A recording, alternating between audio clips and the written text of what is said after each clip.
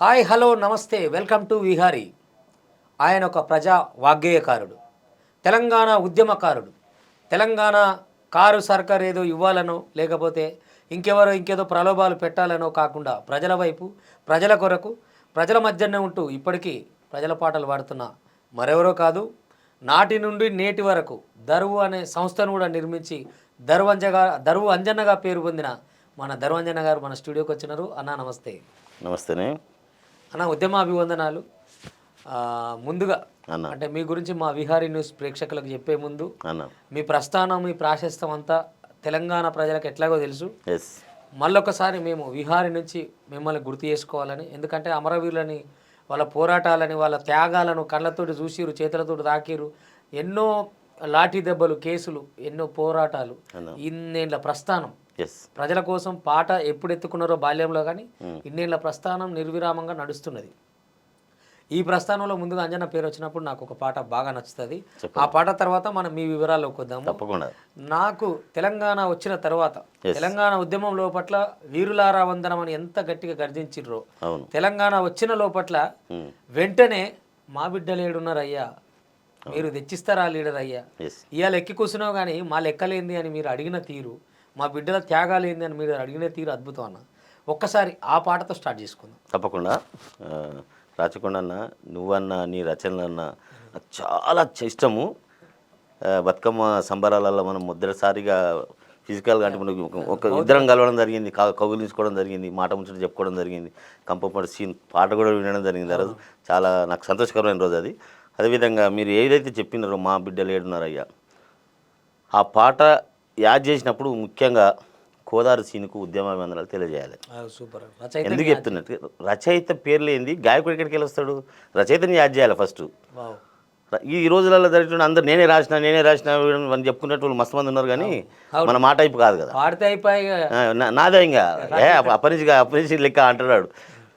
ఆయన రాసి నాకు ఒకసారి వినిపించింది. యాక్చువల్లీ అన్న ఇట్లా ఇది ఉన్నది, మీరు దీనికి ప్రచారం చేస్తే పంచుకుంటుంది అని అంటే, తప్పకుండా అన్న, నాకు చాలా బాగా నచ్చింది, నువ్వు నాకు ఆ స్వేచ్ఛ ఇచ్చినావని చెప్పేసి ఆ పాట మొత్తం చూడడం జరిగింది. చూస్తే ఏముంటుందంటే, తెలంగాణ ఇచ్చినాము వచ్చేసింది, కొట్లాడాను అన్నాక తెలంగాణ అమరులలో ఇంటికి పోతే మిమ్మల్ని ఎవరైనా ఆదుకున్నారా అన్నమాట, ఎవడు ఆదుకోలేదు, ఎవడు అట్కాయించినోడు లేడు, ఏం చేసినోడు లేడు, కానీ మా పేరు మాత్రం వాడుకున్నారు, గద్దెలనెక్కి కూర్చున్నారు. ఎవడన్నా లీడర్ మా దగ్గరికి వస్తే మేము అడుగుదామని సిద్ధంగా ఉన్నామని చెప్పి అమరులు అనే తీరుగా నడుస్తుంటుంది పాట. మా బిడ్డలేడున్నారయ్యా, మీరు తెచ్చిస్తారా లీడర్ అయ్యా, మీకు ఉద్యమాలేడున్నవయ్యా, మీ జేబులైతే నిండేనయ్యా, మా బిడ్డలు పోయి దుఃఖంలో మేముంటే, మా బిడ్డలు పోయి శోకంలో మేముంటే, మీరు ఢిల్లీలో కూర్చొని బ్యారాలు చేస్తారా, మా బిడ్డలేడున్నారయ్యా, మీరు తెచ్చిస్తారా లీడర్ అయ్యా, మీకు ఉద్యమాలేడున్నవయ్యా, మీ జేబులైతే నిండేనయ్యా,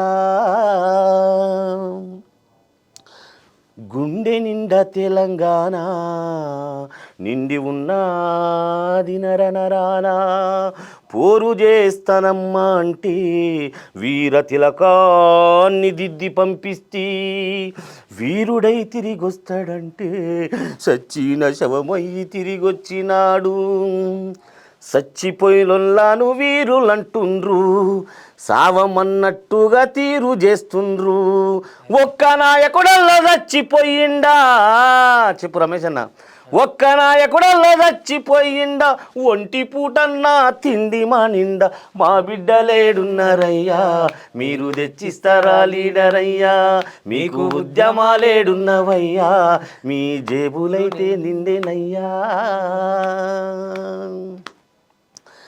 గాలి సావులన్నీ మాయా, గాలి మోటార్ల పయనాలు మీయా, ఏడ్పులు దుఃఖాలు మాయా, ఏసీ రూముల్లో దర్జాలు మీయా, రోజుకో సావు కయ్యెదురు చూసిండ్రు, ఢిల్లీలున్నోళ్లకు లెక్క చెప్పిండ్రు, రోజుకో సావు కయ్యకు ఎదురు చూసిండ్రు, ఢిల్లీలున్నోళ్లకు లెక్క చెప్పిండ్రు, ఈ ఘోరాలను చూసి ఎవ్వడన్నొక్కడు, గీ టీఆర్ఎస్ ఎమ్మెల్యేల కొడుకులు చచ్చిపోయిండ్రా, మా బిడ్డలేడున్నారయ్యా, మీరు తెచ్చిస్తారా లీడరయ్యా, మీకు ఉద్యమాలేడున్నవయ్యా, మీ జేబులైతే నిండేనయ్యా. ఇట్లా ప్రశ్నిస్తుందమ్మా. గోదావరి సీన్ ఎంత గొప్పగా చాలా బ్రహ్మాండంగా రాసింది, అద్భుతంగా అడిగిండు. మీరే అంత అద్భుతంగా పాటను ఎత్తుకున్నారు. వాస్తవంగా ఆ పాటకు వాస్తవానికి బహుళ ప్రాచుర్యం చెందించినటువంటి నేనే బాగా ప్రచారం మీ నుంచే విన్నా ఆ పాట అంతా. అంతకు ముందు వినలే. తర్వాత మీరు ఒక సందర్భంలో చెప్పినప్పుడు అరే సీనన్న రాసిండా, ఏం రాసిండు, అద్భుతం ఇది అనుకున్నా నేను.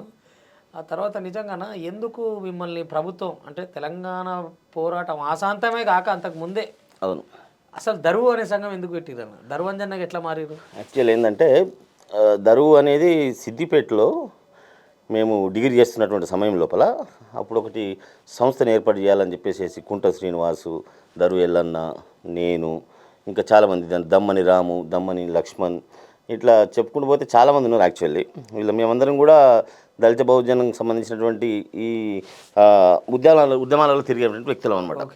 ఒక సంస్థను ఏర్పాటు చేయాలని చెప్పేసి సిద్దిపేట కాలేజీలో ఆవిర్భవించినటువంటిది దరువు సంస్థ. అది 1996, 97 ఆ ప్రాంతంలో. సో అక్కడి నుండి మేము ఏం చేసినాం, నేనైనా దరువులైనా ఏం చేసినామంటే హైదరాబాద్కి వచ్చేసేసి ఉస్మాన్ యూనివర్సిటీలో మేము రావడం జరిగింది. ఉస్మాన్ యూనివర్సిటీలో మేము వచ్చినాక అప్పుడు ఉద్యమాలు వీసీకి సంబంధించినటువంటివి ఇంగ్లీష్ మాధ్యమం ఉండొద్దని చెప్పేసి ఉద్యమాలు జరిగినప్పుడు మేము బాగా పాటలు పాడేదన్నమాట. వీళ్ళు ఎవరు పాడుతున్నారు, చాలా చలాకీగా పాడుతున్నారు, అసలు ధైర్యంగా పాడుతున్నారు, అప్పుడప్పుడే ఆసు కవితలు లెక్క పాడుతున్నారు అని చెప్పి చాలామంది పేరు పెడితే ఆయన పేరు దరువంజన్న, ఆయన పేరు దల్వెల్లన్న అని వచ్చేసేసరికి మాకేమైందంటే మా సంస్థ పేరే మా ఇంటి పేరుగా మారిపోయింది. యాక్చువల్లీ నేను విశ్వకర్మ, కమ్మరికులంలో పుట్టినటువంటి బిడ్డను. నా పేరు కంచోజు అంజయ్య చారి. ఎవరికి తెలియదు ఇది.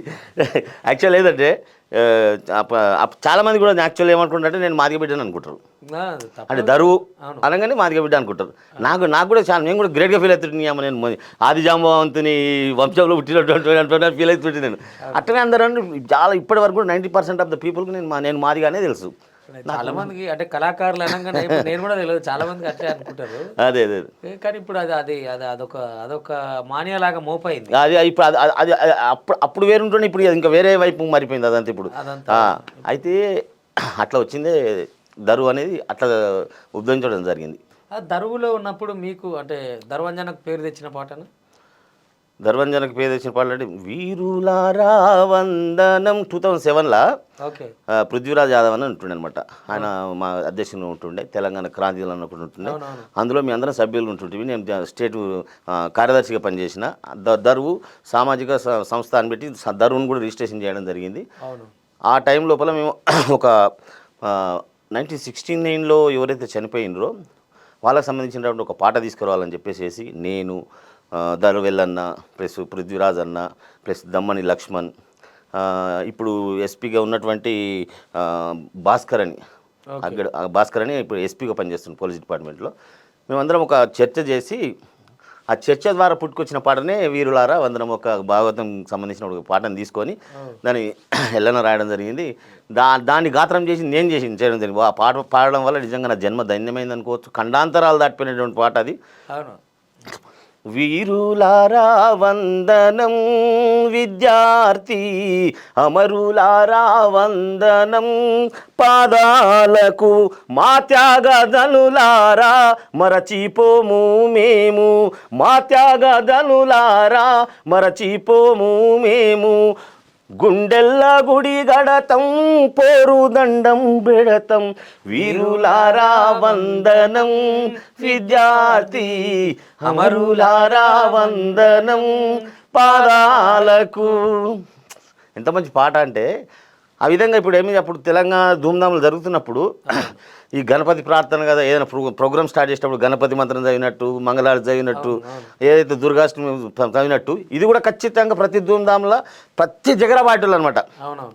మల్లె పువ్వుల్లారా మట్టి వాసనలారా సేను సెలకల్లా అంటే ఎంత మంచి పదాలు ఎంత మంచి ఉంటాయి, ఉద్రేకపూర్వకంగా ఉంటాయి చాలా. అంటే ఊర్లో ఉండే ప్రతి తల్లిదండ్రికి కూడా అర్థమయ్యేంత సింపుల్గా సేను సెలకల్లారా గోరు వంకల్లారా ఎంత మంచి పాట అది. అవును, అద్భుతం నిజంగా. అంటే ప్రతి పల్లె అమరుల త్యాగాలతోటి పరవశించింది ఆ పాటల్లో, ఆ ధూమ్ధాంలో. ధూమ్ధామ్ అనేది లేకపోతే ఈ విజయ దుందుబి లేదు అనేది గట్టిగా చెప్పొచ్చు 100%. తెలంగాణకు. ఎందుకు తెలంగాణ వచ్చిన తర్వాత అంజన్నను గుర్తింపలేదు ఆ ప్రభుత్వం కానీ ఆ సర్కార్ కానీ? అంటే సరైన కళాకారుడిగా సరైన ఎందుకు ఆ స్థానం దక్కలేదు అని? ఆ స్థానం దక్కకపోవడానికి చాలా చరిత్ర ఉంది. నేను ఒక 2 నిమిషాలు చెప్తుంది. 2001లో ఎప్పుడైతే కేసీఆర్ గారు ఈ తెలంగాణ రాష్ట్ర సమితి పెట్టిండో ఆ విద్యార్థి విభాగంలో మేము పృథ్వీరాజ అని మేమందరం ముందు భాగంలో ఉండి కేసీఆర్ గారిని ఉస్మాన్ యూనివర్సిటీ తీసుకొచ్చినటువంటి చరిత్ర మాది. ఓకే. అయితే మేము రివల్ట్గా ఉండి మేము నిజాయితీగా ఉండి కొట్లాడే శక్తి అది ఉండి ఉన్నట్టుగా మాట్లాడితే మమ్మల్ని కేసీఆర్ గారు 2-3 సార్లు పిలిచి మాట్లాడిన తర్వాత వీళ్ళు చాలా నిజాయితీగా ఉన్న వాళ్ళు పనికిరావద్దు కదా. ఈయన కేసీఆర్కి నిజాయితీ ఉన్నోడు దబ్బు గట్టిగా మాట్లాడేటోడు ఎదిరించి మాట్లాడేటోడు అవసరం లేదు కదా. అయ్యా దొరా బాంచిన ఎట్టోళ్ళు కావాలని. కాబట్టి మేము ఏం చేసిందంటే మేము విద్యార్థి విభాగం పెడతామని పోతే విద్యార్థి విభాగం మేము పెట్టట్లేదు అని పెట్టేసేసి తెల్లారే కుక్కటిపల్లిలో నరేష్ అని ఒక ఆయన ఉంటాడు, విద్యార్థి విభాగం అది ఏమంటారు దాన్ని పెట్టేసేసేసి దానికి అధ్యక్షంగా ఆయన చేసిర్రు. దాని కారణంగా మేము అందరం కలిసిపోయి ఇప్పుడు తెలంగాణ విట్టలు ఒక ఆయన ఉంటాడు కదా, తెలుసు కదా తెలంగాణ విట్టలు మన జర్నలిస్టు, మేము తెలంగాణ విట్టలు పృథ్వీరాజ్ అన్న అందరం కలిసిపోయి జలదృష్టం మీద దాడి చేసి అందులో ఉన్నటువంటి కంప్యూటర్లు పొట్టు పాల్గొట్టినాం. మేము లేని జలదృశ్యం నీకెక్కడిది, మేము లేని ఉద్యమం ఎక్కడిది, మేము లేని కేసీఆర్ ఆడికి వెళ్ళి వచ్చిండు, అసలు విద్యార్థులే నువ్వేడికి వెళ్ళి వచ్చినావు, మమ్మల్ని నువ్వు ఇట్లా మోసం చేస్తావు అని చెప్పేసి కోపంతో అన్ని పగలగొడితే మధుసూచారు వచ్చి దండం పెట్టి వద్దు అంటే ఆగినాము. ఆ విధంగా అప్పుడు స్టార్ట్ అయింది. తెలంగాణ వచ్చేంత వరకు కూడా మేము కేసీఆర్కి వ్యతిరేకంగానే పనిచేసినాం. ఇప్పుడు దిగిందాక కూడా పనిచేసినాం అట్లా. ఇప్పుడు కూడా కంటిన్యూ అవుతుంది. ఎందుకంటే కేసీఆర్ దొంగ అని, కేసీఆర్ ఇటువంటి పనులు చేస్తాడని చెప్పి, కేసీఆర్ అసత్యాలు మాట్లాడతారని చెప్పి మాకు స్టార్టింగ్ నుంచే తెలుసు. మీరు చూడండి తెలంగాణ ఉద్యమంలో ఉస్మానియాలో చూడండి మాదొక వర్గం ఉంటుంది, టీఆర్ఎస్పీ వర్గం ఒకటి ఉంటుంది, పిడమర్తి రవి వీళ్ళందరూ రాజారాం యాదవ్ వీళ్ళందరూ ఒక వర్గం ఉంటుంది, బాలకృష్ణ వీళ్ళందరూ వర్గం ఉంటుంది, మా వర్గం వేరే ఉంటుంది, మేమందరం వ్యతిరేకించేది. అవునవును తెలుసు. అట్లా ఉన్నాక తెలంగాణ వచ్చిన తర్వాత ఎవరిని చైర్మన్ పెట్టిండ్రు? రసమయ్య.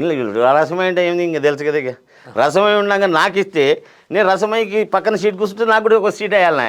ఆన్ సీట్కి నేనే డెసర్ పెడతానని చెప్పేసి నాకు వెళ్ళి నినాల కిషోర్కి ఇస్తే నేను ఆయన రిజైన్ చేసిండు. జంగు ప్రహ్లాదానికి ఇవ్వలేదు, చనిపోయాడు పాపం అన్న. మంచి వాళ్ళకి ఇవ్వలేదు, ఎందుకంటే సమఉజ్జీలం కాబట్టి మమ్మల్ని తొక్కే ప్రయత్నంలో భాగంగా మాకు ఇవ్వలేదు. మేము తెలంగాణ దుఃఖాల దుందాం మీద ఉద్యమం చేసి ఏడా చేస్తే ఆడ అరెస్టులు చేసిండ్రు, మాట్లాడకుండా చేసిండ్రు, పాట పాడకుండా చేసిండ్రు. తెలంగాణ పల్లెలల్ల సభ పెట్టే హక్కు లేదు, తెలంగాణ పల్లెలల్ల సభ పెట్టే హక్కు లేదు, సభ పెట్టే హక్కే లేదు, సంఘం పెట్టే హక్కే లేదు.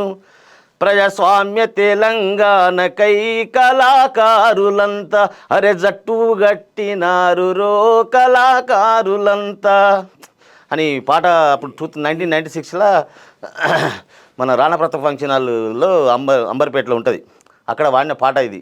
కానీ వాస్తవానికి కేసీఆర్ వచ్చిన తర్వాత అది నిజంగా పనిచేసింది. అది దుఃఖాల ధూమ్ధాం పెట్టినప్పుడు అంతకంటే ముందు 1996లో జనసభ అనేది ఏర్పాటు చేసినప్పుడు అక్కడ వాడింది పాట, నేను విన్నా ఆ పాటని ఇప్పుడు నేను చెప్తున్నా.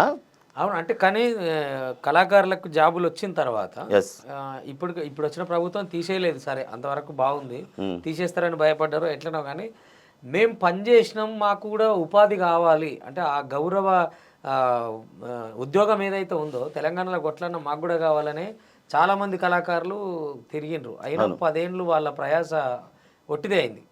అప్పుడు ధూమ్ధామ్కి ఎట్లయితే ఆకలి కొని దూపకొని ఇక పైన కళాకారుడు ఇచ్చి ఇక వెళ్ళక ఎన్ని తిప్పలు పడ్డారో, మళ్ళీ ఇటు తెలంగాణ వచ్చినాక కూడా కావాలి సారు అని తిరిగి అవస్థలు పడ్డ కళాకారులని మీరు ఎదుర్కొన్నారా చూసి? దుఃఖాల ధూమ్ధాం మేము ఎప్పుడైతే ఏర్పాటు చేసినామో తర్వాత ప్రభుత్వం నుంచి మా మీద అణచివేత చేసి ఐజీల స్థాయి వాళ్ళు కూడా ఫోన్ చేసేసి మిమ్మల్ని ఖతం చేస్తాం బిడ్డ, మిమ్మల్ని అరెస్ట్ కేసులు పెడతాం బిడ్డ అని చెప్పి భయపెట్టించిన సందర్భాలు ఉన్నాయి. అప్పుడు మాకు దాసోజి శ్రావణ్ అన్న, ఇప్పుడు సీఎం గారు అయినటువంటి రేవంత్ రెడ్డి గారు ఎవరైతే ఉన్నారో 2015లో మాకు రక్షణ కల్పించింది రేవంత్ అన్నప్పుడు. ఓకే. ఐజీతో ఐజీ ఒక రెడ్డి ఉంటాడు, ఆయన పేరు పూర్తి పేరు చెప్పాల్సిన అవసరం లేదు. ఐజీకి ఫోన్ చేసేసి ఎట్లా చేస్తావు, నువ్వు అరెస్ట్ ఎట్లా చేస్తావు అని చెప్పినా కానీ మేము మా కుటుంబాలు ఉన్నటువంటి పరిస్థితుల వల్ల మేము ఊరుకోవడం జరిగింది. నేనైనా నిర్నాల కిషోరు, రామలింగం, మేమందరం పక్క జరిగితే అప్పుడు దాన్ని ఉస్నాబాద్లో ఉన్నటువంటి మన చారి ఉన్నాడు కదా, ఆ చారే ఇప్పటివరకు నడిపించుకుంటూ వస్తుంది. ఎందుకు కొన్ని వేదికలు అంటే కులం తెలిసిన తర్వాతనో వ్యక్తి తెలిసిన తర్వాతనో పిలవటానికో లేకపోతే వివక్షకు గురి చేస్తున్నటువంటి అంటే మనం అనుకొని తిరుగుతున్నప్పుడు ఏమో ఎటువంటి ఏం చూడము, ఒకటి కాదు రెండు, ఒకటి చూస్తాం, రెండు చూస్తాం, మూడు చూస్తాం, అదే వివక్ష అదే పనిగా కొనసాగుతున్నప్పుడు కళలోకి కులం ఎందుకు వచ్చినట్టు, ఎందుకు ఒక పర్టికులర్ వేదికలు పెట్టుకొని వేదికలు మావే పాదికలు మావే అన్నట్టు చెప్పుకున్నాడు అనేది? దీనికి కంటే ముందు ఒక పెద్ద మనిషి, గొప్ప విప్లవకారుడు, ప్రపంచాన్ని శాసించినటువంటి విప్లవకారుడు ఇప్పుడు మన మధ్యన లేడు.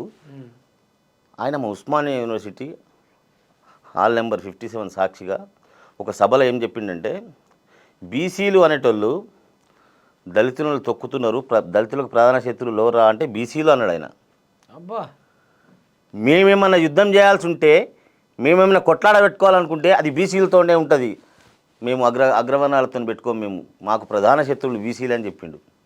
ఆ పేరు ఆయన పేరు ఇప్పుడు నేను చెప్పదలుచుకోలేదు, జరిగింది మాత్రం వాస్తవం, వివరాలు అవసరం లేదు, జరిగిపోయింది కాబట్టి సభాముఖంగా చెప్పిండు మాకు బీసీలే వ్యతిరేకలు అని చెప్పేసి. ఇప్పుడు చూడు కళాకారులలో చూడండి, కవులలో చూడండి, ఎక్కడ పోయినా కానీ వాళ్ళ సంఘాలలో వాళ్ళని పిలుచుకోవడం. అంటే రాచకొండ రమేష్ కవి కాదా, కోదారి సీను కవి కాడా, అవినాష్ శ్రీనివాస్ కవి కాడా, ఎంతమంది ఉన్నారండి చెప్పుకోవడానికి. ఇప్పుడు మన ఖమ్మంలో ఉన్నటువంటి నిర్మల ఆమె కవి గాయకురాలు కాదా, ధర్మంజన కవి గాయకుడు లేడా, ఎంతమంది, వరంగల్ శ్రీనివాస్ కవి గాయకుడు, ఆయన వాగ్గేయకారుడు, ఎన్ని పాటలు రాసిన, ఎన్ని గొప్ప పాటలు రాసిన, వీళ్ళందరూ బీసీలు ఎవరు కనబడతలేరా? ఎవరిని పిలుస్తున్నారు, ఏ వేదికలు ఎక్కిపిస్తున్నారు, ఏ వేదిక చూసినా వాళ్ళే ఉంటున్నారు.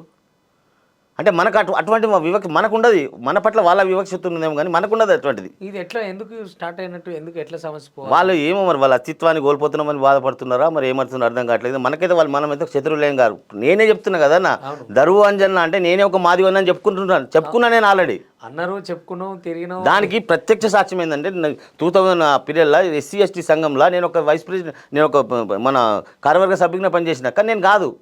అయినా కానీ ఆ ఎస్సీ ఎస్టీ సంఘంలో ఉంటే ఏబీపీ నన్ను కొట్టరని చెప్పి, మా మీద దాడి చేయరని చెప్పి, మా మీద అట్రాసిటీ కేసు పెట్టరని చెప్పేసి ఎస్సీ ఎస్టీ సంఘంలో బీసీఐ ఉండి కూడా నేను పనిచేసిన. నేనే మిమ్మల్ని అంత ఆదరికి మేము దగ్గరికి వస్తే మమ్మల్ని ఈరోజు చాలామంది, ఇప్పుడు చాలా వేదికలు కూడా చూసినాం, మన గద్దరన్న సంస్మరణ సభలలో చూసినాం, చాలామంది కొంతమంది wantedly, they are doing wantedly, డెఫినెట్గా పిలవద్దు. నేను కూడా ఎదుర్కొన్న ఆ వివక్షను, అంటే మరి అడుక్కోవడం మాత్రం దేనికి అని నాకు ఇప్పుడు అనిపిస్తుంది.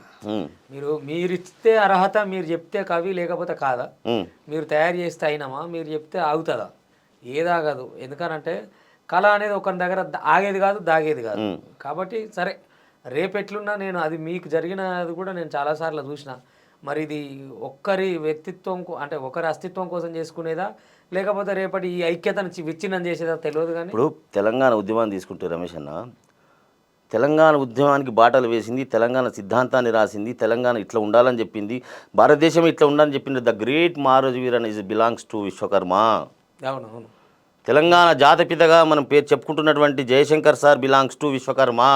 అవును. మొదటి అమరుడైనటువంటి Srikantha sir is belongs to Vishwakarma, దరువంజన్న విశ్వకర్మ. నేను ఒక అందరం బీసీలేమే కదా, మా పాత్ర లేదా మరి? అంటే అదే, అంటే నాట్ ఓన్లీ ఒక కులంలో త్యాగాలు, అంటే నేను విశ్వకర్మ అని అంటలేను, మేము కూడా బహుజనులమే అంటున్నా నేను.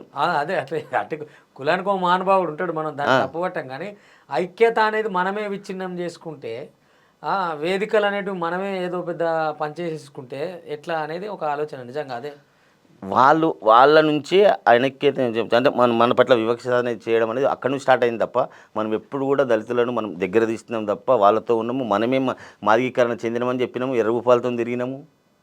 మనం ఎందుకు తిరగలేదు చెప్పు, మనం పట్ల ఏదో లేదు. కానీ కొంతమంది వేదికల్లో wantedly they are doing, wantedly చేసేసి బీసీలను కొంచెం పక్కకు పెట్టేసేసి ఏదో ఉత్తగా ఇప్పుడు మన రాజకీయ నాయకులు కదా, ఏదో ఒక బీసీలకి వెళ్ళినట్టు 2 సీట్లు ఇచ్చినట్టు, ఎస్సీలకి వెళ్ళి 2 సీట్లు ఇచ్చినట్టు దొరవారు చేస్తారు కదా, ఆ పాట ఇచ్చినట్టుగా మనం ఒక్కరిని ఇద్దరిని పిలిచేసేసి ఆయన పిలిచినాం కదండి, ఈయనని పిలిచినాం కదండి, నువ్వు అన్నట్టు మొన్న రాసినారు కదా మీరు, వాళ్ళ మీద రాసిరు, వీళ్ళకంటే బాపం నయం అనిపిస్తుంది, మరి వాడన కరెక్ట్ అందరిని పిలుతాడు. ఇక అది సర్లే, నా అంశం మనకెందుకు. ఇప్పుడు పిలువని పేరంటం కోసం కొట్లాడాల్సిన అవసరం లేదు. మన వేదికలు అంటే మనది మనసాపం మన ఇప్పుడు విమలక్క కూడా మన బహుజన్ రాలే కదా, మిత్ర లెక్క చెప్పుకుంటూ కూర రాజన్న, చెప్పుకుంటూ పోతే చాలా ఉంటాయి, పృథ్వీరాజ్ యాదన్న, చాలా మంది ఉంటారు. నేను ఇప్పుడు నాటోళ్ళు పేరు చెప్పను, చింతల యాదగిరి అని అట్లా అవును చింతలయాగిరి గొప్ప గాయకుడు మస్తు మంది ఉంటారు. కానీ సరే అది మనల్ని మనం ఎవరమైనా మనం చేసుకున్నా వాళ్ళు చేసుకున్నా మన కింద గడపాలేసి మనం దూకున్నట్టు ఉంటుంది ఆ పంచాయతీ. అది కొంత అది పక్కకు పెట్టేద్దాం. ప్రధానంగా ఇవాళ కాంగ్రెస్ పార్టీలో ఇన్ని రోజులు ప్రజా వాగ్గేయ గారి నుండి కాంగ్రెస్ ప్రభుత్వం వచ్చిన తర్వాత మీరెందుకు ప్రజల వైపు ఉండకుండా పాలకుల వైపు పోయారు? యాక్చువల్లీ 2007లో నవతెలంగాణ పార్టీ ఉన్నప్పుడు నేను నవతెలంగాణ పార్టీకి సాంస్కృతిక విభాగానికి రాష్ట్ర అధ్యక్షునిగా చేసిన. మొత్తం రాష్ట్రం అంతా తిరిగిన తర్వాత ఏం చేసిండు మా దేవేంద్ర గౌడ్ గారు ఏం చేసి తీసుకుపోయి ప్రజారాజ్యంలో కలిపిండు. ప్రజారాజ్యం కలిపినాక ప్రజారాజ్యమే కొలాప్స్ అయిపోయింది. ఇప్పుడు నవ తెలంగాణ కూడా లేకుండా అయిపోయింది. అప్పుడు మళ్ళీ తిరిగి నేను గద్దరన్ ఎంబడి, విమలక్క ఎంబడి, ప్రజా సంఘాలు ఎంబడి తిరగడం జరిగింది. జరిగిన పరిణామ క్రమం లోపల తెలంగాణ వచ్చిన తర్వాత ఒక్కరినైనా పాట పాడిచ్చిండ్రా, ఒక్కరికన్నా సరైన పాటలు రాయనిచ్చిండ్రా? తెలంగాణ సారథి పెట్టేసేసి వాళ్ళని దొరగడిలో బందీలను చేసి ఆ పాటనే బంద్ చేసి పడేసేసి నువ్వు అనగా పాట కళా నేడు వలలో చిక్కిన అదైంది అన్నట్టు పక్షి అన్నట్టుగా ఎక్కడ పాడించారు? అప్పుడు మా పరిస్థితి ఏంటంటే మనకు పాడాలని ఉన్నా రాయాలని ఉన్నా కానీ ఎక్కడ కేసులు పెడతారు? కేసులు ఎంతమందిని పెట్టి జైల్లో పెట్టలేదు, ఎంతమంది మీరు కేసులు బంధించలేదు. చూసి ఏమవుతుందంటే మేము ప్రజా సంఘాలలో పనిచేస్తే మనకు బలం లేకుండా అయిపోతుంది, మన కళానికి బలం లేకుండా అయిపోతుంది, మన గాత్రానికి బలం లేకుండా అయిపోతుంది అని చెప్పి మనకు సరైనటువంటి ప్లాట్ఫామ్ ఏది ఉందంటే దొరలను కొట్టాలంటే ఖచ్చితంగా కాంగ్రెస్లో చేరాలని చెప్పేసి పోయి కాంగ్రెస్ పార్టీలో చేరి కాంగ్రెస్ పార్టీ ద్వారా ఆ పాటలు నేను తీసుకొచ్చిన. గోవింద హరి గోవింద టిఆర్ఎస్ గోవింద ఈ పాట తీసుకోవడానికి కారణం ఏంటంటే నువ్వు తెలంగాణ ప్రపంచంలో ఏ గడప తట్టిన హిందువుల ఇళ్ళలో పోతే ముఖ్యంగా ఈ తిరుపతి దేవస్థానానికి సంబంధించినటువంటి ఈ పాట చాలా ఫేమస్. వెంకటరమణ గోవింద గోవింద హరి గోవింద వెంకటరమణ గోవింద గోవింద హరి గోవింద తిరుమల వాస గోవింద. నేనేం చేసిన టిఆర్ఎస్ గోవింద కేసీఆర్ గోవింద కాళేశ్వరము గోవింద డబల్ బెడ్రూములు గోవింద ఫ్రీగా ఎరువులు గోవింద ఇంటికో ఉద్యోగం గోవింద 3 ఎకరాలు గోవింద టిఆర్ఎస్ గోవింద. అంటే నేను ఏం చేసిన అంటే నేను ఎందుకు గోవింద పాట చేయాలంటే ఈ పథకాలు ఏవైతే కేసీఆర్ గారు పెట్టడం జరిగిందో ఈ పథకాలను జనాల లోపల మైండ్లోకి వేసి గోవింద్ అంటే ఏది చేయలేదు, మరి ఏం చేసిండు ఆయన అని చెప్పగానే చెప్పిన అనమాట. ఇంకా ఇప్పుడు చివరికి మీరు అన్నదే గోవింద అయింది. గోవింద్ తర్వాత గోవిందానికి కూడా చెప్పిన ఉయ్యాల ఉయ్యాలో ఉయ్యాల నేను వెళ్ళిపోతున్నా ఉయ్యాల నా పేరు కేసీఆర్ ఉయ్యాల మా ఊరు చింతమడక ఉయ్యాల నా బిడ్డ కవితమ్మను ఉయ్యాల అరెస్టు కాకుండా చూసిన ఉయ్యాల అల్లుడు హరీషును ఉయ్యాల ఐశ్వర్యను చేసిన ఉయ్యాల కొడుకు డ్రామారావును ఉయ్యాల అందాల మెక్కించిన ఉయ్యాల నమ్మి ఓట్లేసిన తెలంగాణ ప్రజల నిండా ముంచి ఫామ్ హౌస్కు పోతున్నా అని ములాట్టుకుని పోతున్నాడు కేసీఆర్. ఉయ్యాల ఉయ్యాలో ఉయ్యాల నేను వెళ్ళిపోతున్నా ఉయ్యాల. మొన్న రీసెంట్ ఇచ్చిన పాటలు ఇవన్నీ ఉయ్యాల పాటతోటి సాగనంపిన అనమాట. అది అట్లా నాకు తెలంగాణ ప్రభుత్వం వచ్చిన తర్వాత పోయిందేం లేదు, తెలంగాణ వచ్చిన తర్వాత మనకి ఏం కాలేదు. ఇప్పుడు కాంగ్రెస్ పార్టీలో ఉన్నా, ఇప్పుడైనా కాంగ్రెస్ పార్టీ మమ్మల్ని గుర్తించి సముచిస్తాను. కానీ నాకు రేవంత్ రెడ్డితో కూడా మంచి ర్యాపో ఉంటుంది. మీరు ఇప్పుడు లేనిదేమో అడుక్కుంటలేరు కదా, యోగ్యతే కదా పోరాడినాం, ఆ గౌరవాన్ని కోరుతున్నాం. సరే మీరు తొందరలో అటువంటిది మీకు వీలైతే ఒక వేదికను ఏర్పాటు చేయాలని కోరుకుంటున్నా. కానీ ఒక సంకట పరిస్థితి అంటే కొంతకాలాన్ని ఎదుర్కోవాల్సి వచ్చింది. నేను కూడా దగ్గర ఉండి చూసిన మీకు. అంటే ఈ కరోనా మూలాన దగ్గర మిత్రుల్ని కోల్పోవటం, ఆ తర్వాత నిన్నటి వరకు గద్దరన్న వరకు ఇట్లాంటి వాళ్ళంతా అంటే మనం ప్రత్యక్షంగా చూసి ఇప్పుడు వాళ్ళ మాట లేకపోతే చాలా బాధ అనిపిస్తుంది. జంగన్నతోటి మీకు ఎట్లా ఉంటుండే? జంగన్న అంటే జనరల్ నాకు అన్నలాగా, నాకు అన్న అంత వయసున్నా కానీ జనరల్గా జంగన్న నన్ను దాటిపోయేటోడు కాదు, నా మాటకి ఎంతో వాల్యూ ఇచ్చేది. నేనంటే చాలా ప్రేమ ఉంటుండే అనమాట. నేను జంగన్న మన బైరాగి మోహన్ అన్న నిసార్ అన్న నలుగురం కలిసి మేము 7 పోయిన ప్రోగ్రాంలు తిరుగుతుంది. కంటిన్యూ తెలంగాణ ఉద్యమంలో చాలా ప్రోగ్రాంలు 100 ప్రోగ్రాంలు చేసినాం. నిసారన్నను కోల్పోవడం జరిగింది కరోనాలో. కరోనా పోయిందిరా ఏమైందని అనుకుంటే జంగన్న ఎవ్వాడైతే ఏందిరా చెట్టు మీది కొంగలే జనం సొమ్ము దినమరిగిన బట్టే బాజి దొంగలే. బాగా పడుతుండే కదా, చాలా మంచిగా. ఒక్కసారి మా కోసం. గూడు నిడిసినం మా గుడిసే నిడిసినం పాలామూరు లేవారంటే ప్రపంచానికే ఎరుక. ఆ పాట కూడా అన్న నోటనే వినాలి ఆ పాట. అవునవును. అంత మంచి.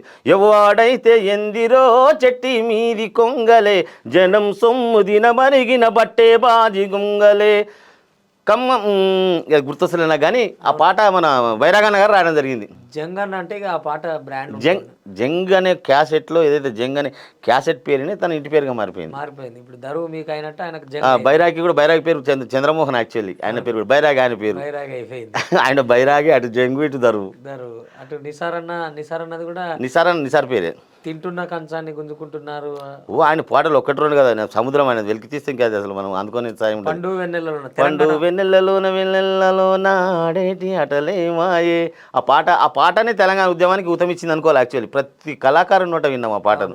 ప్రతి పండుగ ఉంటుంది, సంస్కృతి ఉంటుంది, సాంప్రదాయం ఉంటుంది. నృత్య రూపం చేసిరు దాన్ని. అవునవును. ప్రతి ధూమ్ధామ్ వేదిక మీద నిజంగా ఒక సంవత్సరం అంతా కళాకారులను తీసుకొని పోయింది. మొన్నటి సాయి చంద్ గద్దరన్న వరకు కూడా.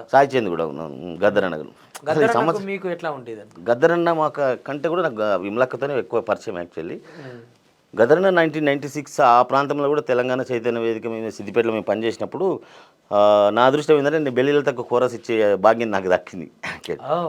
బెల్లి లలితకు రాజ్యహింస పెరుగుతున్నాదో పేదొల్ల నెత్తురు ఏరులయ్యి పారుతున్నాదో. తీర్మాన్ మల్ల నాకు చాలా ఇష్టమైన పాట, కలిసినప్పుడల్లా వాడించుకుంటాడు ఈ పాట.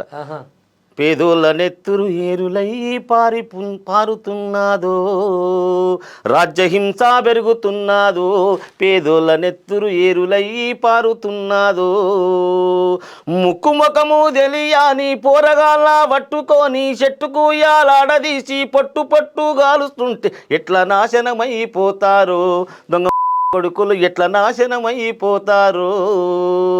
రాజ్యహింస పెరుగుతున్నాదో పేదోళ్ళ నెత్తురు ఏరులయ్యి పారుతున్నాదో ఎట్లా నాశనమైపోతారో దొంగ ముండ కొడుకులు ఎట్లా నాశనమైపోతారో. ఎంత బాగా వాడుతుండే.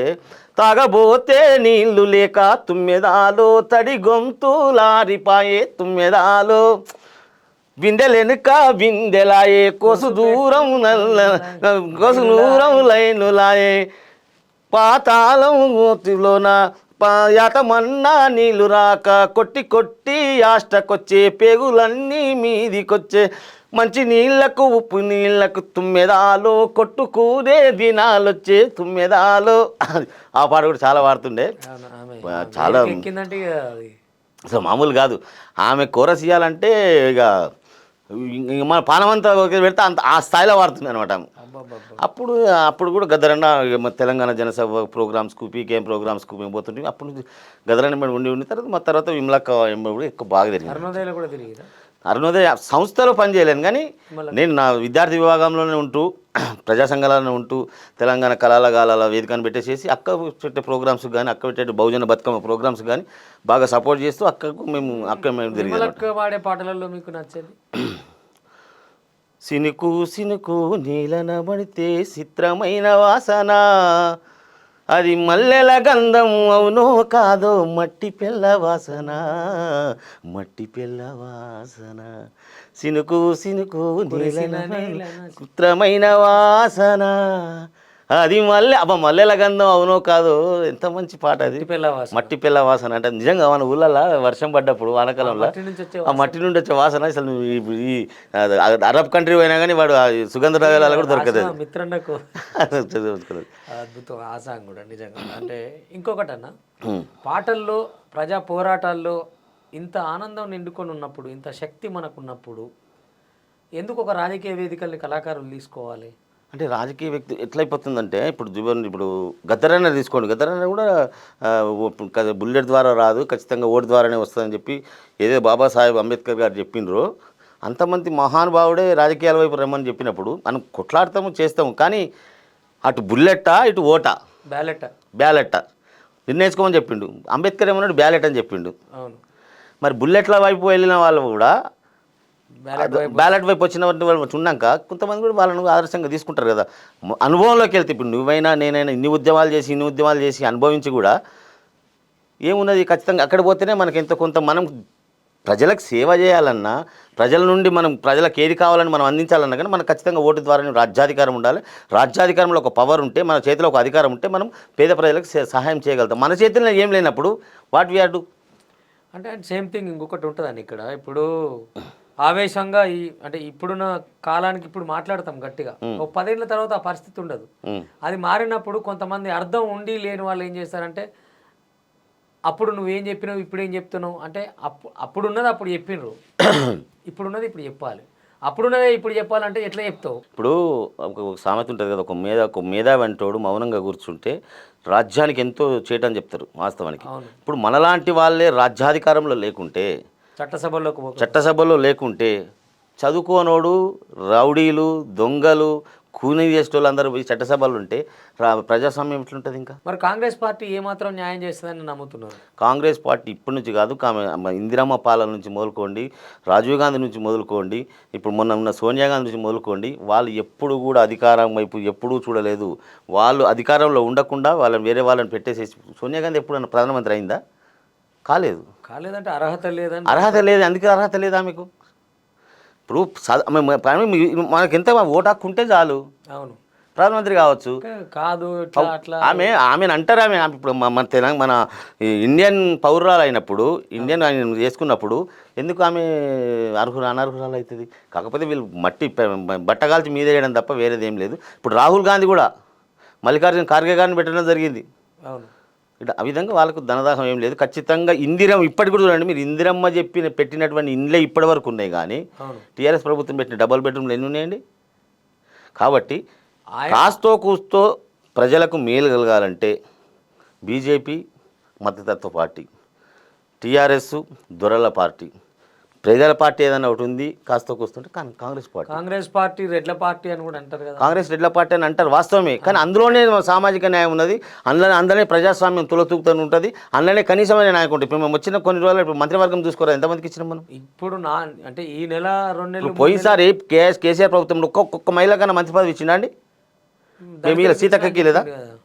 ఆయన మహిళలకు ఇవ్వలేదు, సరే దళితులకు ఇచ్చినా చాలా బాగా చేయించిన అని అన్నాడు కదా. తాటికొండ రాజాకి ఇచ్చిండు, వైస్ చీఫ్ మినిస్టర్ ఇచ్చేసింది, తర్వాత 2 రోజులకి తీసేసిండు.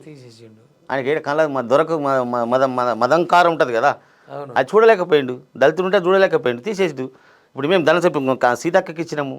అంతకు ముందు కాంగ్రెసే ఉంది, అవును, మధ్యలో కొంత తెలుగుదేశం ఉమ్మడి ఉన్నప్పుడు, తర్వాత వచ్చి ఇప్పుడు బీఆర్ఎస్ 10 ఏళ్ళు. ఈ బీఆర్ఎస్ 10 ఏళ్ళ పాలనలో ప్రజలకు ఒరిగింది ఏం లేదంటారా? కళాకారునిగా కాకుండా బీఆర్ఎస్ పరిపాలనలో ఏం జరగకపోగా పుట్టిన ప్రతి బిడ్డ పేరు మీద 1,50,000 రూపాయల అప్పు మిగిలింది. మీరు చూడండి ఎక్కడ అభివృద్ధి చెందింది, చూడండి ఎక్కడ అభివృద్ధి చెందిందంటే కేసీఆర్ ఆస్తులు పెరిగినాయి, కేటీఆర్ ఆస్తులు పెరిగినాయి, హరీష్ రావు ఆస్తులు పెరిగినాయి, కవిత ఆస్తులు పెరిగినాయి, పల్లా రాజేశ్వరరెడ్డి ఆస్తులు పెరిగినాయి, అనురాగ్ యూనివర్సిటీ వచ్చింది, మల్లారెడ్డి పెరిగింది. వీళ్ళు ఆస్తులు పెరిగినాయి తప్ప కార్పొరేటర్లు అండి, కార్పొరేటర్లు ప్రజల మీద బట్టి దోచుక తిన్నారు మొన్నటిదాకా. ఒక్కొక్కటి ఒకవేళ ఇప్పుడు గెలిస్తే ఊళ్ళల్లో కూడా వీళ్ళు టోల్ ట్యాక్స్ వసూలు చేస్తున్నారు. నాకు తెలిసి ఊర్లోకి రావాలంటే టోల్ ట్యాక్స్ కట్టాలి, టీఆర్ఎస్ ట్యాక్స్ కట్టినాక రూపాయలు అందరూ వాళ్ళు అంత ఉండేదంట. ఇప్పుడు ఏది ఎక్కడ చెప్పండి మీరు? ఇప్పుడు చూడండి, ఉదాహరణ టీఆర్ఎస్ ప్రభుత్వ హయాంలో ఎన్ని కబ్జాలు అయినాయండి, ఎంతమంది ఇప్పుడు చూడు, మన కేటీఆర్ గారే పోతాడు అమెరికాకి పోతాడు, ఆ కంపెనీ అంటాడు, ఈ కంపెనీ అంటాడు. ఏ కంపెనీలో ఎన్ని కంపెనీలు వచ్చినాయి? ఎన్ని కంపెనీలకు ఇప్పుడు నువ్వు చిన్నజీవ స్వామికి ఎట్లా ఏ లెక్క చొప్పున భూములు ఇచ్చినావు? నువ్వు మయం రామేశ్వరరావుకి ఏ లెక్క చొప్పున రూమ్ ఇచ్చినావు? కృష్ణారెడ్డికి ఏ లెక్క చొప్పున భూములు ఇచ్చినావు? ఇవన్నీ మీ ప్రభుత్వం గుంజుతుందంటావా? మళ్ళీ ఖచ్చితంగా గుంజే ప్రయత్నమే చేస్తున్నాము. రేవంత్ అన్న అదే పని మీద ఉన్నాడు. ఖచ్చితంగా ఒకవైపు 6 పథకాలు అమలు చేస్తూనే ఖచ్చితంగా ఎవడెవడైతే దొంగలున్నారో చాలామంది అంటారండి, ఏమంటారు రమేష్ అన్న అంటే 6 పథకాలు ఎట్లా అమలు అవుతాయి? ఎందుకు అమలు కావు? 6 లక్షల కోట్ల రూపాయలు ఎక్కడైతే దోసుకోబడ్డదో తెలంగాణ, అది కేసీఆర్ ఫ్యామిలీ, కేటీఆర్ ఫ్యామిలీ, హరీషు, కవిత, మైహోం రామేశ్వరరావు ప్లస్ మన ఉన్నాడు కదా జి కృష్ణారెడ్డి, మెగా కృష్ణారెడ్డి, వీళ్ళసుంటలను దులిపితే రాలుతాయి. వీళ్ళని ఎవ్వడు ఇచ్చిపెట్టే ముచ్చటం లేదు. వీళ్ళని జైలుకి పంపించడే, వాళ్ళ ఆస్తులను జప్తు చేసుడే, దాని తెలంగాణ ప్రజలకు పంచుడే, 6 పథకాలు బరాబర్గా అమలు చేసి తీరుడే. ముచ్చటనే లేదల్లా. ముఖ్యమంత్రి మీతో ముచ్చట పెట్టినట్టు చెప్తున్నారు, అంత ఈజీ అంటావు అది? కాంగ్రెస్ పార్టీ అనలేదు, కాంగ్రెస్ కరుడు కట్టినట్టు కాంగ్రెస్ వాదిని ఇప్పుడు నేను వాస్తవాలు చెప్తున్నాను. కాంగ్రెస్ వచ్చినాక రాసినావా లేకపోతే రేవంత్ రెడ్డి పిలిపించి రాపించిన పాట ఏదన్నా?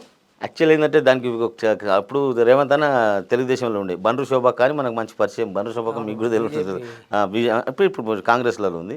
బండ్రు శోభకి ఆమె మంచి కవి గాయకులు ఎవరైతే ఉన్నారో, టీఆర్ఎస్ ప్రభుత్వానికి భయపడకుండా వచ్చేటోళ్ళు ఎవరు ఉన్నారంటే మేమే ఉన్నాం. అప్పుడు ఇంకా వచ్చేసేసి నన్ను సంప్రదిస్తే నేను, జంగి ప్రహ్లాదన్న, రామలింగం, బీసీ రామలింగం ఉన్నాడు కదా, బీసీ రామలింగం ముగ్గురం కలిసి అన్న దగ్గర పోతే అన్న ఏం తీసుకుని కొడంగల్ తీసుకెళ్ళింది మమ్మల్ని. కొడంగల్ తీసుకొచ్చి కొడంగల్ ఇంట్లో మమ్మల్ని ఉంచి 2 రోజులు ఉండి పాటలు రాయమంటే నిసార్ బాయ్ కొన్ని రాసిండు, నేను కొన్ని రాసిన, రామలింగం కొన్ని రాసిండు. అప్పుడు రామలింగం రాసిన పాట ఏంటంటే, అమ్మా మా తెలంగాణమా ఆగమైతివమ్మా, తండ్రి కొడుకు బిడ్డల్లుడు చేతిల బందివైతివమ్మా.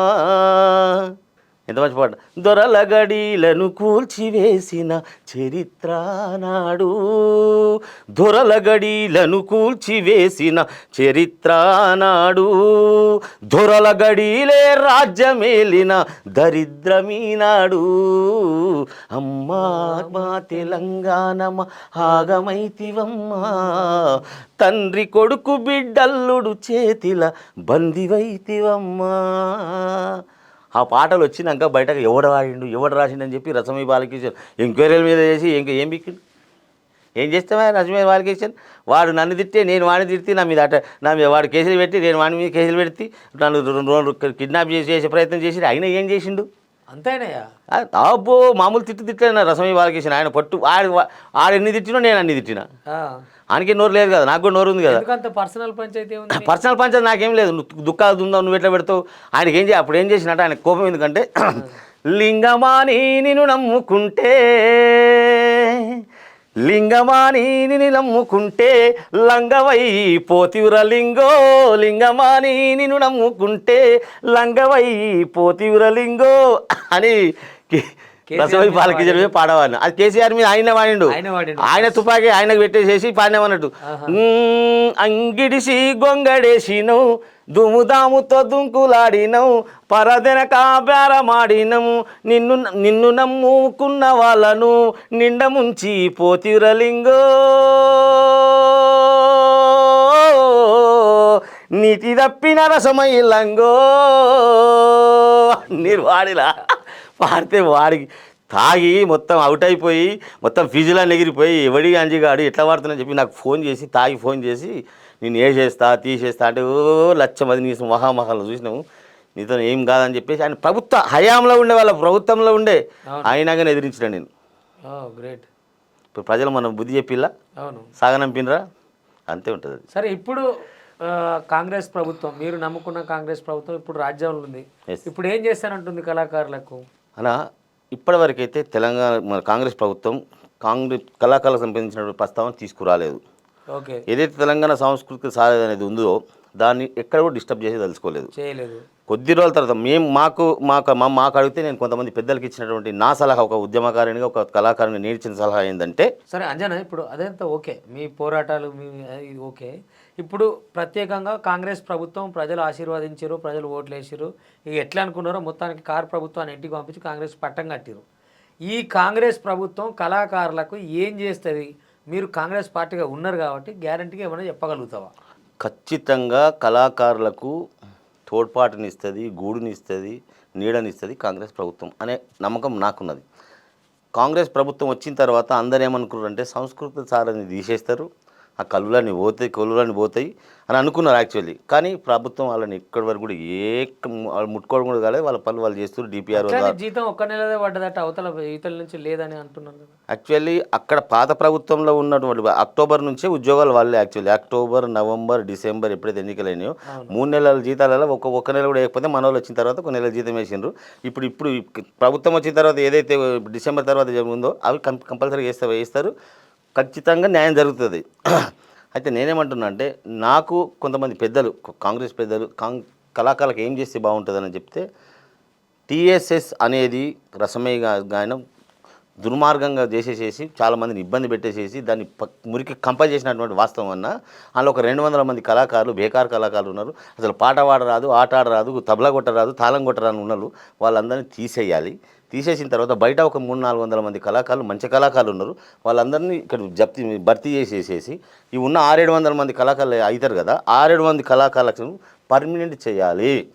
వాళ్ళకు జీవిత భద్రత, వాళ్ళ ఉద్యోగ భద్రత ఇవ్వాలి. వాళ్ళ బాల మీద బతుకు భరోసా ఉండాలి. వాళ్ళకు మేము ఉద్యోగస్తులం అని చెప్పేసి పర్మనెంట్ చేసి ఏదైతే వృత్తి కళాకారులు ఉంటారో ఇప్పుడు మరి ఇన్నేళ్ళు మీరు ఇందాక అన్నారు బేకార్ కళాకారులు అంటే ఇప్పుడు రానులు ఆ రోజుల రికమెండేషన్ తోటి వచ్చిరో ఇక వాళ్ళ అవసరం ఎట్లా వచ్చారో ఇన్ని వద్దులు పనిచేసారు కదా, ఇప్పుడు తీసేయమంటే వాళ్ళు ఎటు పోతారే వాళ్ళు? అసలు వాళ్ళు కళాకారులే కాదు కదా, వాళ్ళు ఏ పని చేసినా బతారు. వాళ్ళు ఇప్పుడు మొన్నదాకా చేసిన పని ఇప్పుడు వాస్తవానికి ఇంకోటి ఏంటంటే ఇంట్లో ట్విస్ట్ ఏంటంటే ఆ కళాకారులందరూ రోజు పనిచేసేవాళ్ళు కూడా కాదు. వాళ్ళ పేరు మీద అటెండెన్స్ చేసి వాళ్ళకు వచ్చే జీతము స్వాహాయ అదే జరిగింది. అందరు ఇప్పుడు 550 మంది కళాకారులు రేపు లాల్ బహదూర్ స్టేడియం పిలువమని చెప్పండి. ఎవరు ఎక్కడెక్కడ ఏ డిస్టిక్లో చేసిన డేటా తీద్దాం, పిలువమని మీరు చెప్పాలి. మేమే పిలుస్తాం. ఇప్పుడు మీరు అన్నట్టు అందులో అనర్హులు ఎవరో వాళ్ళ గురించి మీరు మాట్లాడితే కరెక్ట్. అది అందుకే నేను చెప్పిన సలహా చెప్తాను. అందుకే ఎవరైతే వృత్తి కళాకారులు ఉంటారు, ఇప్పుడు డోల్ వాయించే వాళ్ళు ఉంటారు, చిందు యక్షగానపాలు ఉంటారు, రుంజా వాయిద్యకారులు ఉంటారు, చాలామంది పిచ్చకుంటోళ్ళు ఉంటారు, మామూలు అందరు బైండ్లోళ్ళు ఉంటారు. వీళ్ళందరి కళాకారులకు పెన్షన్లు ఇచ్చేసి వాళ్ళందరికీ ఒక పెన్షన్లు కొన్ని భూములు ఇచ్చేసేస్తే వాళ్ళు అక్కడ చక్కగా బతుకుతారు. ఈ కళాకారులు ఎవరైతే తెలంగాణ ఉద్యమంలో పాల్గొన్న వాళ్ళు ఎవరైతే ఉన్నారో వీళ్ళందరూ ఇక్కడ సంస్కృత సార్ పేరు మీద పర్మనెంట్ ఉద్యోగాలు అయితే కాంగ్రెస్ ప్రభుత్వాన్ని ఎల్లకాలం కూడా గుర్తుంచుకుంటారని చెప్పి నా సలహా చెప్పడం జరిగింది. ఓకే, అది మొత్తం మీద అంటే కళాకారుల కడుపు కొట్టాలనేది ఏం మాట్లాడతలేవు నువ్వు, కానీ మరి ప్రభుత్వం అట్లా మీరు చెప్పిన విధంగా చర్యలు తీసుకొని నిజంగానే ఖచ్చితంగా మాలాంటి వాళ్ళు సలహాలు తీసుకుంటే రేపు అవసరం అనుకుంటే సంస్కృతి సారథిలో మాలాంటి నేను ఎంతో కష్టపడి 20 సంవత్సరాలు 30 సంవత్సరాలు ఉద్యమ నేపథ్యం స్థానం వస్తుందని ఆశిస్తురా? 100%గా నేను చైర్మనే నాకు కావాలని నేను కోరుకుంటున్నాను. ఎందుకంటే నాలాంటి వాడు చైర్మన్ ఆ స్థాయిలో చైర్మన్ స్థాయిలో ఉంటే 100% కళాకారులకు న్యాయం జరుగుతుంది. ఎందుకంటే నేను టాప్ టు బాటం తెలుసు. నాకు వృత్తి కళాకారులు ఎట్లుంటారో తెలుసు, ఈ కమర్షియల్ కళాకారులు ఎట్లుంటారో తెలుసు, ఏ జిల్లాలో ఏ కళాకారులు ఉన్నారో తెలుసు, వాడు ఎన్ని రోజులు ఎంత జీవన ప్రస్థానం ఉంది, ఉద్యమ ప్రస్థానం ఉంది నాకు తెలుసు. కాబట్టి నాలాంటి వాళ్ళకి ఇవ్వడం వల్ల దానికి న్యాయం జరుగుతుంది. కంపల్సరీ కళాకారులకు కూడా న్యాయం జరుగుతుంది. ప్రభుత్వం గుర్తిస్తుందని ఆశ ఉందా? ఆశ 100% ఉంది. ముఖ్యమంత్రి గారు కూడా గుర్తిస్తారు, కంపల్సరీ జూపాల్ గారు కూడా గుర్తిస్తారు, పొన్న ప్రభాకర్ అన్న కూడా చాలామంది పెద్ద పెద్దలు ఉన్నారు. మేమందరం ఉద్యమంలో ఉన్నాం కాబట్టి మేము కూడా నోటెడ్ పర్సన్సమే కదా. అట్లా అంటున్నా. తెలంగాణలో మీరు తెలియకుంటే ఎట్లుంటుంది. అదే. సో ఎనీవే మొత్తం మీద కళాకారుల వైపు నుంచి కూడా మీ కంఠాన్ని వినిపిస్తూ అట్లనే ప్రజల వైపు అదే పాలకుల వైపు అంటే ఇప్పుడు ఇన్నొద్దులు నేను కూడా చాలామందిని అడిగిన ఇంటర్వ్యూలలో ప్రభుత్వం ప్రజలకు ఏం చేస్తుంది అని చెప్పడం కళాకారుల వంతు కాదు. ఎవరు ప్రభుత్వ ఆధీనంలో పనిచేస్తున్న కళాకారులు ప్రభుత్వం ప్రజలకు ఏం చేస్తుంది, ఈ పథకం తెచ్చింది అని చెప్పడమే కాదు, ప్రజలకు ఈ పథకాలు ఇట్లా అందుతున్నాయి, లేదు ప్రజలకు ఈ పథకమే కాదు ఇంకో పథకం కావాలని ప్రభుత్వానికి కూడా చెప్పే విధంగా కళాకారులు ఉండాలని నేను కోరుకుంటున్నా. మంచిది. ఎందుకనంటే పాట పాడడం ఒకటి డ్యూటీ కాదు, పాలకుడికి గుర్తు చేయడం కూడా కళాకారుడు డ్యూటీ. కళాకారుడు అనేవాడు ప్రజల పక్షాన ఉండాలి వాస్తవమే, కానీ జీవనం కూడా సాగించడం కంపల్సరీ. కాబట్టి అందులో పనిచేస్తూనే ప్రభుత్వాన్ని కూడా మనం ఇది చేస్తే బాగుండని తగు సలహాలు సూచనలు. పాటతోటే నువ్వు ప్రభుత్వం జీతం ఇస్తే ప్రజలకు ఎట్లా చెప్తున్నావు? ప్రభుత్వం జీతం ఇస్తలేదు, ప్రజలే ఇస్తున్నారు. అవును. సో ప్రజలే ఇస్తున్న జీతం తీసుకొని పాలకులకు కూడా అయ్యా ఇది కావాలంటారు, అది కూడా చూడండి అని ప్రజల్లోనే పాటకు చెప్పండి. సంధానకర్తలుగా పనిచేయమంటున్నారు. నేను చాలా మంచి ఆలోచన. అట్లా ఇన్నొద్దులు అంటే లెట్రిన్లు ఇచ్చిర్రు, గుంతలు ఇచ్చిర్రు, గూనెలు ఇచ్చిర్రు అని చెప్పారు కదా. ఇప్పుడు అట్లా కాదు, ప్రజలకు ఇది ఉంది ఇది లేదని చెప్పుండ్రి. అవును. ప్రజలకు బస్సు ఫ్రీ వచ్చింది, ప్రజలకు ప్రజాపాలన తీసుకొచ్చినావు, ఇవన్నీ వచ్చినాయి. అట్లనే సేమ్ టైము ఇంకొక గిరి కావాలంటారు, ఇది చూడు రాదురి అని కూడా చెప్పుండ్రి అంటున్నా. సంధానకర్త మీరు అన్న చాలా దాని పేరు సంధానకర్తని అదొక సంఘమే పెట్టాలి ఇప్పటిగా. చాలా మంచి ఆలోచన రమేష్ అన్న, మంచి ఆలోచన ఇచ్చిన ఆ పని కంపల్సరీగా ప్రభుత్వ దృష్టికి కూడా వెళ్తారు. మీ ఇంటర్వ్యూ ద్వారా అవుట్పుట్ తీసుకుంటే ప్రజలలో ఏం జరుగుతుంది అనేది కూడా వీళ్ళ నుంచి తీసుకోవచ్చు. ఎందుకంటే వీళ్ళు డెప్త్కి వెళ్తారు కదా, రూట్ లెవెల్కి వెళ్తారు కాబట్టి ఆ రూట్ లెవెల్లో ఉన్నటువంటిదే కరెక్ట్ రిజల్ట్. సో అన్న నిజంగా అంటే ఇన్నేళ్ళ పాట ప్రస్థానం, పాటతో ఉద్యమ ప్రస్థానం, ఒక సీనియర్ కళాకారుడిగా ఇంత ప్రాశస్తం ఉన్న మీరు నేను అడగంగానే వచ్చి మా విహారీ న్యూస్కి, విహారీ ప్రేక్షకులకి మీ పాటను మాటను రేపు జరగబోయే బాటను కూడా వివరించినందుకు నిజంగా కళాభివందనాలన్నా. మీరు ఇట్లాంటి అంటే ప్రజల పాటలతోటి మీరు ఏ పార్టీలు ఉన్నా సరే మీరు ముందు నుంచి కాంగ్రెస్ పార్టీ అంటారు, ఇంకా బలంగా కాంగ్రెస్ పార్టీలో ఉంటూనే ప్రజలకు ఏం కావాలనో పాటతోటే తెలియజెప్తారని మనస్ఫూర్తిగా కోరుకుంటున్నా. నిజంగా మీ విలువైన సమయాన్ని, మీ పాటల్ని మాకు వినిపించినందుకు మరొక్కసారి కళాభివందనాలన్న. థ్యాంక్ యూ విహారీ యాజమాన్యానికి, రాజకొండ రమేష్ అన్నకు మమ్మల్ని పిలిపించేసేసి మా ద్వారా ప్రభుత్వానికి తెలియజేసే విషయాలు కూడా తెలియజేసారు, ప్రజలకు తెలియజేసే విషయాలు కూడా మీ విహారీ ద్వారా అందించినందుకు, నాకు ఈ అవకాశాన్ని కల్పించినందుకు నేను కూడా ధన్యవాదాలు తెలియజేస్తా ఉన్నాను. Thank you very much.